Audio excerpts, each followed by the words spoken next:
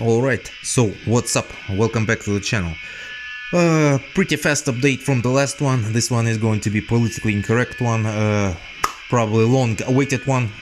In the background we're listening to Triumph Genus, the new one.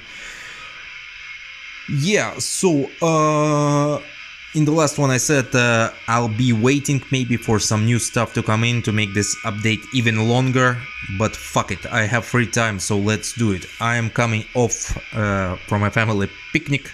I had 2 beers already, so if I stumble a little bit, it's because of that. Don't judge me that much, because, you know, free time. This year has been exceptionally bad for me. Absolutely no free time. The first year that I'm not taking any vacation at all. In summer, not going anywhere at all, just work, a lot of work to be done. But it is life, it is what it is, so fuck it. Yeah, so what else? Politically incorrect update. Thus, of course, think for yourself, do your own research, don't be ashamed to listen to this music. If you support the ideology, that's okay. If you don't support the ideology, that's okay as well. I hope the camera is not going to, you know, fuck with us today like I did in the previous video. I see it doing it a little bit, but it's, yeah, you can see it now, but it's more or less okay. So like I said, it's evening, coming off from picnic. 4 items here and 5 bands in total. So yeah, that's a bit of a trigger warning for you. So I had a little bit of beer and yeah. And as usual, yeah, think for yourself, of course. So we're drinking this one today. Picked this one up yesterday, never tried it. Patronus from Germany, Weiss beer. So I'm expecting it to be a little bit cloudy, a little bit unfiltered. It does say Perlenbacher. We tried already Perlenbacher. I think it's from the Ruhr region of Germany. So probably this is the same or not the same. I did pick this up in Lidl the other day because I've never seen this and I've never tried it. So let's go. Okay. That's enough. A little bit of monk action here. I hope the light is okay. Might be a little bit dark as it's 8 o'clock. I'm filming at 8 o'clock, but yeah. So Patronus, yeah, premium Weiss beer from Germany.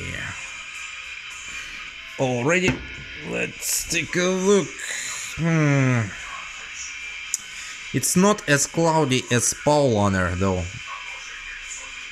But let's put it right here so nothing distracts us. So yeah, it's not that cloudy, but okay. Cheers, guys. Hope you're having a good one, a good summer. It's hot, stay hydrated and drink a lot of beer. Cheers. Shish.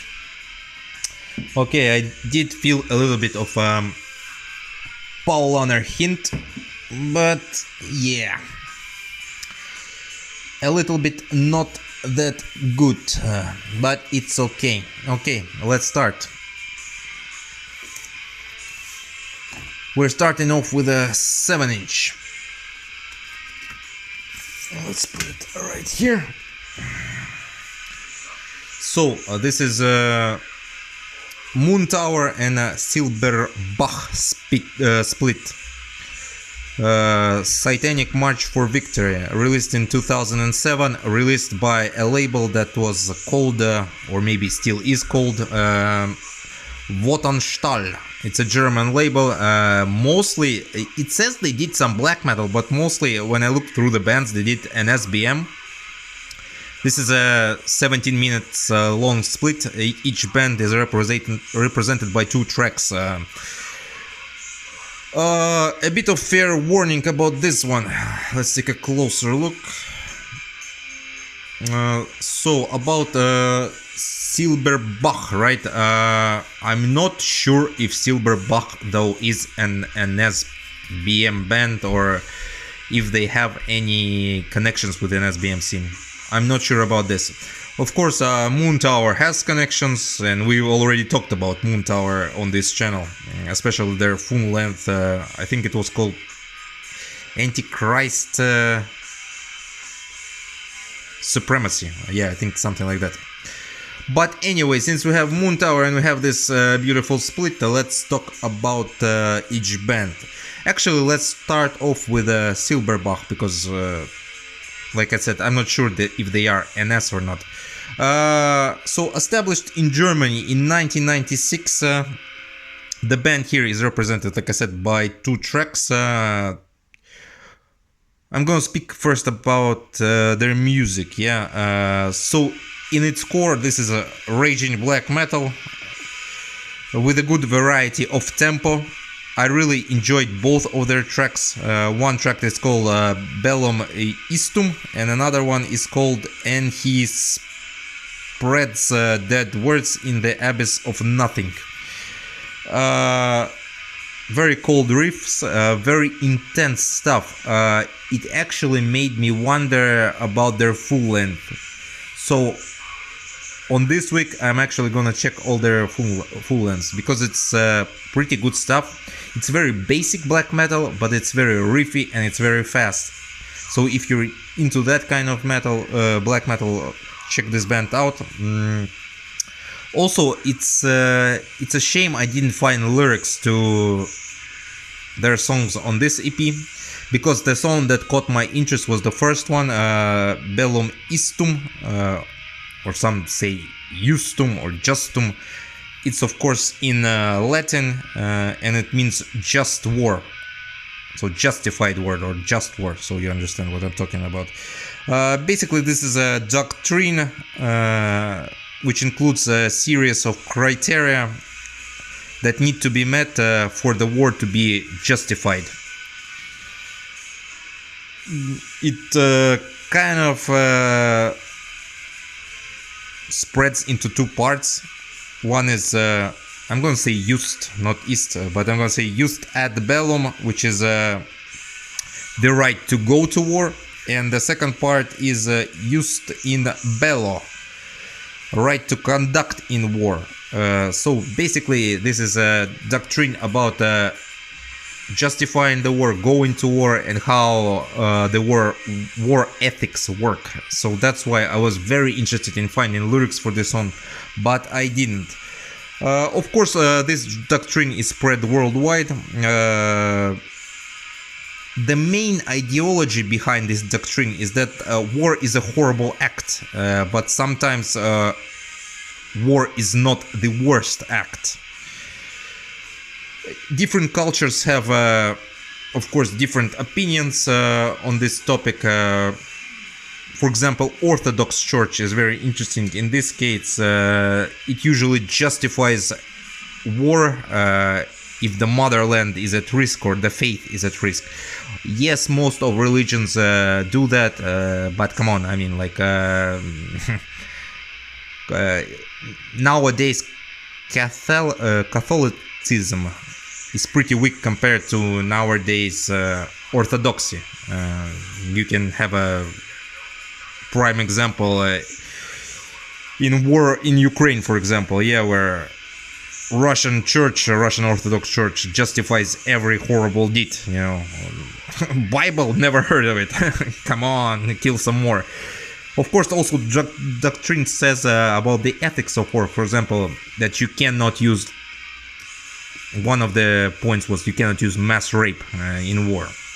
So yeah, a very interesting band. I will be listening more to this band. Let's take actually a look at the back. So yeah, it definitely caught my intrigue. It's fast, it's furious, and it's very good. So Silbernacht. Also, speaking about the vinyl itself, as you can see, it's limited to 500 copies. The first 111 copies came with a patch. As you can see, this is number 193, so it does not come with the patch. The label here, like I said, Wotanstahl, supposed to be controversial label. Of course, now we can talk about the infamous Moontower. Like I said, we had it on the channel already. An SBM from Poland, kind of 50-50 band, actually, kind of 50-50 an SBM. If you Google Moontower and an SBM, the first thing that you will see is their interview that they did one time, when they speak that their music is inspired, as they say, kind of by an SBM, but they are more against Catholicism in Poland, as they say, it's fucking with their lives there, and yeah. But it's a very anti-Semitic, they don't hide it, and they even in that interview they say that they are pretty much anti-Semitic band. This one has 2 tracks, but the first track is an intro, so that's a shame. But intro is pretty ominous, it has sounds of helicopter in the background and some explosions, so it's like kind of a little bit of war-themed intro. And their second track here is Mist, which is very fast. It has a lot of riff changes. At first, it's like it's 5 minutes long, I think, 5.5 minutes long. It has a very fast beginning that it kind of slows down in this more mellow way. The vocals are pretty much screaming black metal vocals. There's a lot of blast beats, catchy riffs. It's basically your classic, typical black metal. I've read the lyrics to this one. Okay, let's actually take a look inside. So I read the lyrics to the Moontower one, and it's a bit of anti-human, anti-life kind of style. So a bit of old school, as you can see, they're actually here. A bit of old school kind of lyrics. Let me see if I can maybe. Yeah. Almost dead, definitely evil. I can breathe the desolation, so it kind of gives you that anti-human, anti-life vibe. Let's take a closer look at the guys here. So yeah, a very good Polish band and a very good German band. So yeah, definitely an EP to check out. Moontower does your regular stuff, pretty much never disappoints. Silberbach is something that I need to check out more. A very interesting project. So yeah, there you go. This is the first split. Where actually I put it in this kind of way that we're actually going to grow, you know, from less offensive cover to the most offensive one. Cheers.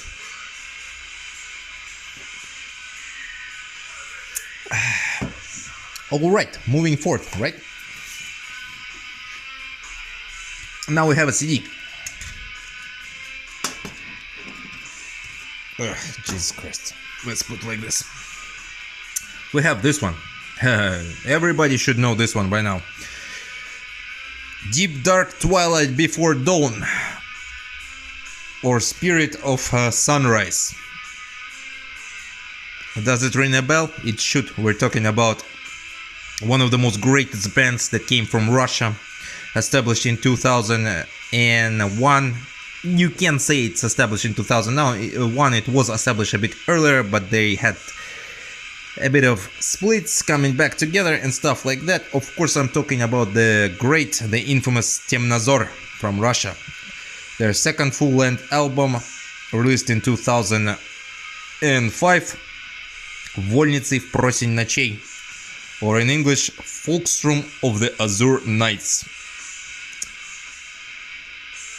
Pagan, folk, black metal at its finest.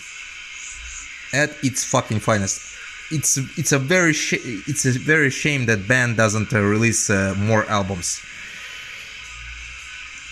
It almost feels like blasphemy for this kind of bands. This band, if you're a fan of Nocturnal Mortem, and they did some side stuff together, I think, or they had the shared vocals. They definitely did something together, maybe concerts also. If you're a fan of Nocturnal Mortem, check out Temnozor. I mean, fantastic band. About this release, first of all, what a fucking lineup. Noir does clean vocals. Legendary Kaldrat, the founder basically of Blazebird Hole, does harsh vocals, BM style vocals. Additional vocals and flute are done by Ratibor, and I think it's pronounced Sveigir does Kiss, and I mean Kiss, yeah, not Kiss, Kiss. Of course, you know him from Volknot and Gramoverge, which was recently released. So an absolutely fucking classic lineup, like not classic, but absolutely legendary lineup. I think I don't even need to talk about the release itself after I told you the lineup. Of course, as you can see here, Temnozor is a part of the Pagan Front. Yeah, this is a very powerful mix of folk metal, pagan metal, black metal, and just is one of those absolutely brilliant classic albums that you need to own in your collection. It's a little bit of epic sounding. It definitely has the proud sound in it, but it's not bombastic, you know. It's not like at all bombastic. What's interesting about this it's more atmospheric, a bit more melancholic kind of sounding, but it does has this heroic Slavic sound to it. Basically, the whole album is a praise to forefathers, praise to ancestors. Yeah, let's take a look at the CD. And I also like the colors. The colors are fucking brilliant. I mean, they pop. They just like really pop in your eyes. Let's take a look at the runes. Of course, the eagle, the Temnozor logo. Fucking brilliant in my opinion. Absolutely brilliant. Like I said, it's a shame. It's a damn shame that the band doesn't release more stuff. Of course, they lost some members. Tragic death, I think, was one of their main guys this year died from cancer. I think it was stomach cancer. Also, it's worth noting that Вольницы в просень ночей, the folkstrom of the Azure Nights, it's one of my favorite songs, but it's also worth noting that how influential this song is actually in Russian NSBM and black metal scene in general. For example, Alexei from Molot with his wife in Whispers of Runes, they done a cover on this song, and it's fucking amazing. The whole concept of this song is basically a warrior saying goodbye to his wife while he goes on the battle, right? He sings about runes, about pagan symbols, about gods and their love and their relationships, and he basically is going to battle, so he knows that he won't return. I think that Whispers of Runes cover is brilliant because the lyrics are the same basically here and there, but here like guys sing it, yeah, but there Alexei incorporate his wife into it, so it actually now tells the full story. You know, you have a female and male and those feelings that they share. It's amazing pagan song. Like, you know, you can actually feel the grief of two people who love each other and they're going to war. So the man is leaving for a war. So absolutely amazing. And of course, Alexei was actually at some point part of Temnozor, at least from the 2014 to 2015. He did some vocals and stuff like that. Now, the last song on this one is a traditional Russian folk song. Что ж вы, зори росные, утром в кровь багрянитесь. Russian is an amazing language in that sense that it's one of the most hardest languages, right? So I've checked out the translation of this song on Metal Archives. I do not believe, even if the band actually published that translation on the English version of the CD, I do not believe that that version is the correct translation. First of all, like I said, the Russian language is a very complicated one. For example, we have the Russians have more cursed words that mean something than probably any other language. One word can describe shock, amusement, disgust, like multiple variety of feelings. I do believe it's the same for Ukrainians and Belarusians. Like their languages are also rich, you know, not complicated, but probably rich. This is what I'm gonna call it, yeah. So, in my opinion, this song, I don't remember how it translates on Metal Archives, but since it's a Russian national folk song or whatever, I think it translates, "Oh, tell me, don'ts, why sunrise, why." Okay, let me try it again. Now it's hard for me. "Oh, tell me, don'ts, why sunrise is bloody scarlet," something like that. But I believe my translation is more closer than the actual Metal Archives ones. About the language, if you like kind of doubt me, so this is a, let's call it ancient Russian, right? So it's even more harder. Let's talk about modern one. Okay, I'm gonna give you an example of how complicated the language actually is. If you ask a Russian, for example, "Do you want a Coca-Cola?" and he answers you, "Yes, no." What are you gonna make of it? That's actually a response you can get from a Russian when you ask him something, question, like any question. I don't know, like I said, like if you want a beer and he says yes, no, the fuck does that mean? It actually means no. And another example would be in a modern Russian language. Another example would be, how does that look? How does that girl look? Well, she actually looks horribly beautiful. I'm gonna go, what? What the fuck does that mean? It actually means that she looks beautiful. So yeah, like I said, ancient Russian is complicated, Slavic is complicated, but modern is, if you don't know the meaning, like the pronunciation and stuff like that, like you won't get it at all. So yeah, Temnozor, Вольницы в просень ночей.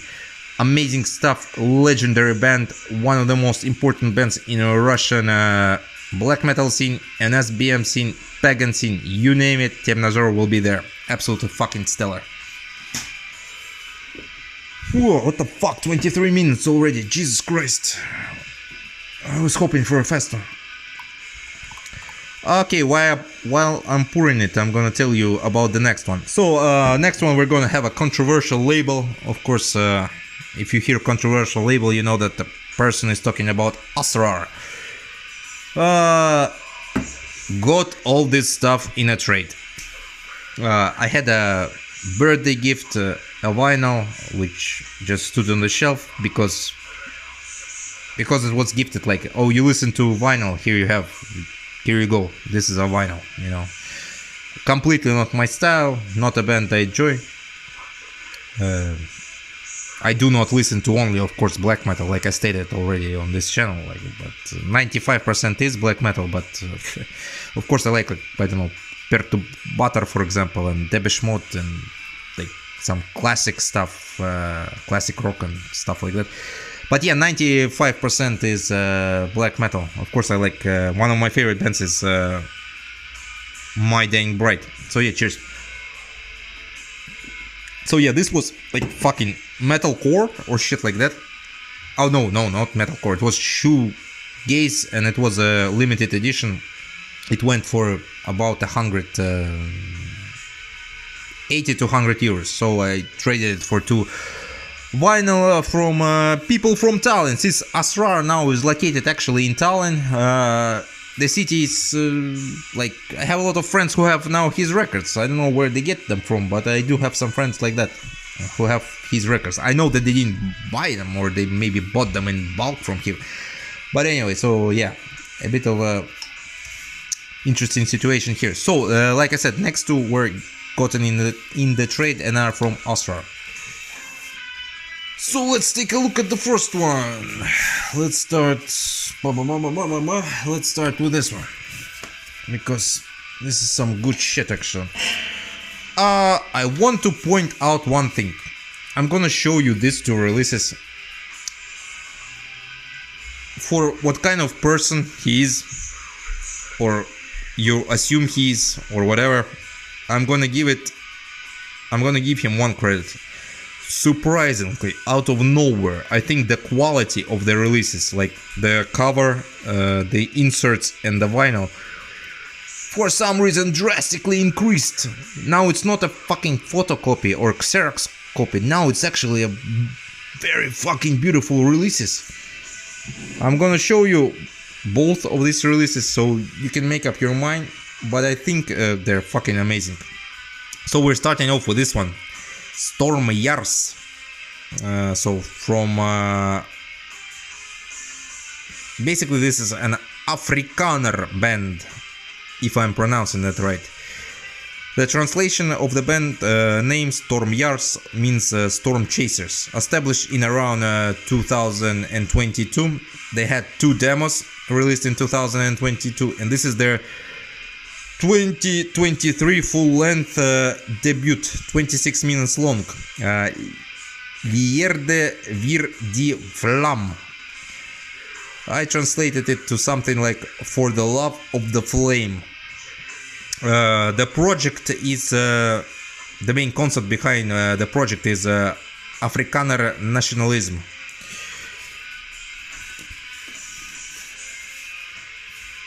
Are you ready for another history lesson? One might say, what is Afrikaner nationalism? Well, it's an ideology that was established in around 19th century. You see what I mean? Like, it's glossy. It's It's like, it's very beautiful. You can see, yeah, that he's established in Tallinn, near me, but I never actually bought from him. Anyway, so this is a ideology that was established in around 19th century, of course, in South Africa. Basically, it was established by Dutch, German, and a little bit of French people. Their main idea was to keep out Western foreign influence from South Africa. Surprise, yeah, because they were kind of on the survivalist level of the ideology. And of course, let's be honest, I'm gonna say it, they hated blacks and Jews, so separatism and anti-Semitism was their common themes in their ideology.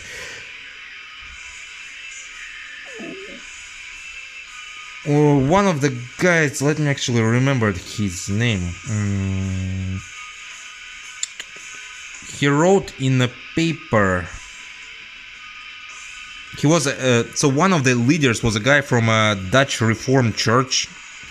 So in 19th century, he actually basically wrote a doctrine he said like white people in South Africa have their own nationality. It's distinct, it's connected with their fatherland, and their main purpose is to basically conquer and rule South Africa as a master race, basically. He actually used the words like folk there as well. And he published it in in the Afrikaanse Patriot paper. He was a minister of that Reformed Church, and his name was Stephanus du Toit. Yeah, that was the guy. So he was a very influential figure in this movement. Let's take a look into the inserts. Very familiar logo. Very familiar logo. Of course, Blood and Honor people will recognize this. Interestingly enough, the ideology, of course, was very active. It still is active in South Africa. Not as much, though. They had a national party there, which was very influential from 1944 to 1994, and it collapsed. It collapsed, and we all know what happened afterwards. A lot of rapes, a lot of murders, and Johannesburg might be one of the first cities who won't have any clean water. Comes with a poster. The poster is very big, and it's exactly the same. So yeah, a very interesting, unique perspective on this kind of ideology in Africa. So I always thought that they were kind of separatist, even in regards to white movement in Europe. So basically, after doing some research, I actually can confirm it. They basically have their own ideology. Yeah, it's nationalism, but it's kind of a unique one. So this one is on blue, and it's limited to 88 copies.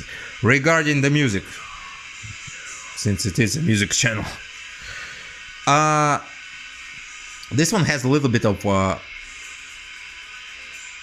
okay, let's put it this way. It's very interesting stuff. One song has like rock vocals and a bit of punk vibes. Another song has lo-fi vocals and a lot of black metal style into it. And then yet another song even has kind of a raw sounding punk black metal with stripped down harsh black metal vocals. And the next one is a bit of both styles. So I found this to be a very, like I said, ideology-wise, it's a pretty unique project. Music-wise, it's even more unique project. It's a very, very interesting one, and it also has a parts that are heavy on synths, and a lot of segments that do feel like basically they are inspired maybe by TV propaganda, like, you know, those bombastic propaganda TV segments that they showed in Third Reich, that kind of music, or it actually is some kind of an anthem music. So overall, this 26 minutes, they pass by very, very quickly. And they actually, like, you want to get more. I'm already fucking excited for the next release. I just hope it comes, fast enough, sort of to say, yeah. So basically, yeah, a very unique, very interesting band, Stormjaers, or Stormchasers, if you translate it. If you have a opportunity, pick this one up. You won't regret it. Like I said, it's a very, very unique band, very unique project. Of course, I know that probably there are more projects from South Africa who spread this kind of ideology and maybe even play music, but this one caught my eye definitely. Whew. Okay, so the last one cover is of course going to be a bit controversial. Inside is going to be very controversial. Cheers.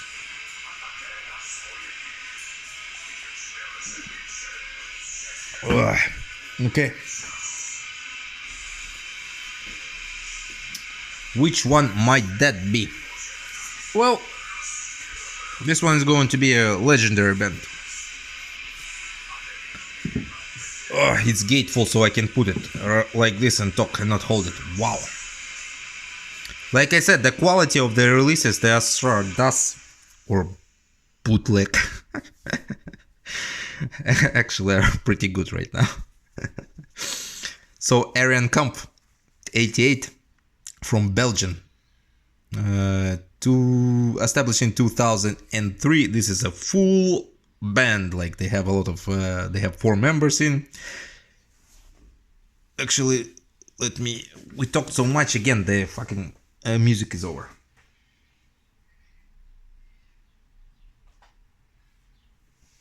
There we go, in the loop again. So, like I said, this is a full-on band, their 3rd full-length release. I do believe this was released in 2023, or maybe even 2024. But anyway, this is their last release, and it's their only 3rd full-length release, but the discography is pretty vast, a lot of demos and stuff like that. So basically, Pagan, Panzerkunst and Infernus are back, and I think they're back with one of their most well done albums in a long time. Walloon Bastards Return. Walloon, of course, is a region in Belgium. 42 minutes. Almost no rock here, maybe some influences, but I didn't feel those influences at all. Starts off with a epic intro. There's a little bit of epic music playing in the backgrounds, but you can hear a speech, one of the Nazi leaders. I actually thought maybe it was Goebbels at first, because he's definitely talking about German, but he's talking about Bolshevism, and how the Jewish culture affects their culture and how it's not a culture. So I thought maybe it was Goebbels, but then I had like second thoughts because the voice kind of doesn't sound like him. I might be wrong though, but anyway. And then immediately it bursts into flaming, blazing, hateful black metal. There are parts that are sounding a bit raw. There are parts that sound a bit wild. There are parts that sound like you want to rock out to them. You really want to headbang.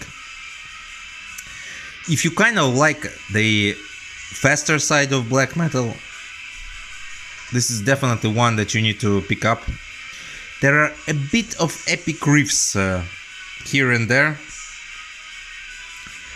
But the interesting part is it's the organic flow of hatred in this album.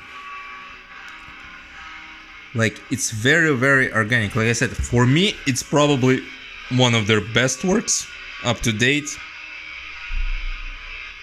Sometimes also the vocals, I want to point that out, they kind of feel nasty in a kind of a good way, you know? So it's very dirty, it's very nasty, it's in your face. Because it has like a message for you, you know, and it's not compromising, so probably because of that. But like I said, this is one of their best albums in my opinion. Also, it has collaborations by Ravenlord from Action T4 and Next Coyotl, which is the leader of course, ONSP Circle, right? The Mexican division. Now let's take a look inside. Here is what I meant by new releases from Asura. Look at that. I actually need to pick up that Tlateotoklani one that has swastikas and shit like that on the front cover. Like, yeah, the quality has definitely increased. So this one is actually limited to 88 copies as well. Let's take a look at here. We have some sun wheels, we have Totenkopf, Belgian flag, everything. The music is fantastic as well. So yeah, an absolutely stellar packaging. Let's take a look inside. There's more. So yeah, Balloon Busters return, the Luftwaffe eagle here. Like I said, we call it a shrimp because it's like that. It actually gives thanks to Asrar here, as you can see. Very beautiful art, kind of propaganda-like, and on the back we have, of course, we have the symbols, information about the tracks, the logos here, and we have all the guys.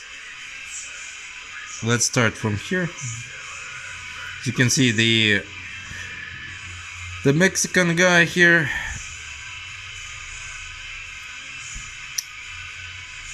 Action T4 guy. Interestingly enough, this person right here looks old. Apparently he died. Herr Raze, yeah. If you go to Metal Archives, you'll find that actually Herr Raze played on the first demo, Zig Heil. He did the synths. I'm guessing it's some kind of a Belgian influential figure, maybe a leader of underground resistance or whatever, something like that. And of course we have those guys here. A bit of controversial tattoos, a bit of smoking and drinking. How can you go without that? Alright. Yeah, just a beautiful fucking release. Let me show you the vinyl as well. Comes on a red, like I said, limited to 88 copies.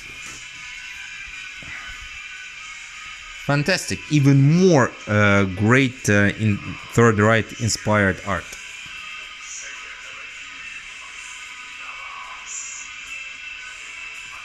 Let's take a look at the back.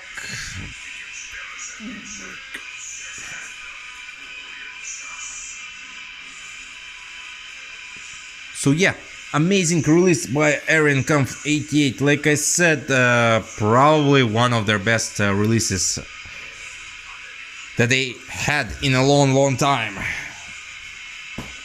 Especially I like that there was not a lot of rock there. Wow, so we're done. 43 minutes. Let's actually put it like this. Wow, fantastic. So July is going pretty productive video wise. Alright. Again the track stopped, but it's okay, we're finishing up. So yeah, maybe I'll pump out another video, hopefully. Maybe, I don't know. If I don't, then I'll see you in August. But if I do, then I do. So I hope you enjoyed this one. It's been a long time coming. A little bit of history, a little bit of controversy. Like I said, think for yourself. If you don't like this stuff, skip it. Enjoy another video, or don't. But don't be a cunt overall. Keep it clean in the comments. Discuss if you want. Just be reasonable people, you know, come on. But as usual, enjoy your summer. Stay frosty. Stay healthy. Stay fucking black metal. And I'll see you around, guys and girls.